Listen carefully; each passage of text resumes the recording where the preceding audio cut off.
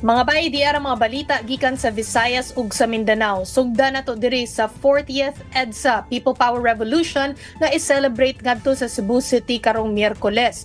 Unya katong mga nabiktima sa bagyong Tino kay aduna sila'y tsansa nga mag-file og mga kaso. O mga itawag update gikan kang Dale Israel sa One News Cebu. Dale, unsaon man gid paghimo bay? May good to Chiki kauban sa ika-40 nga anniversary sa EDSA People Power Revolution karong Miyerkules.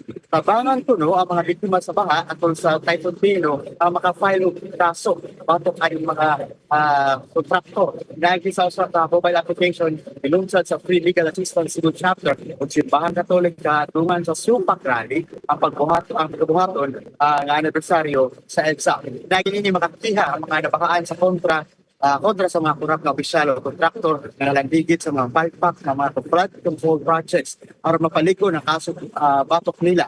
Sa daw sa anibersaryo sa EDSA City, pagsugod sa ang mga programa pinaagit sa Santos Misa sa Basilica Minore del Santo Niño de Cebu sa 1:45 sa hapon. Pagdalas 3 sa hapon, dungan patingog ang kampana sa 164 na parokya sa Island of Cebu. Ibig kung Tatangudo.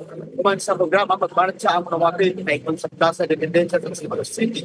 Di paghimu na sa karinakmen, simbolikong pagsugat talik sa mga civilian o military niya itong 1966. Manausap ang flower offering sa market sa mga lugar.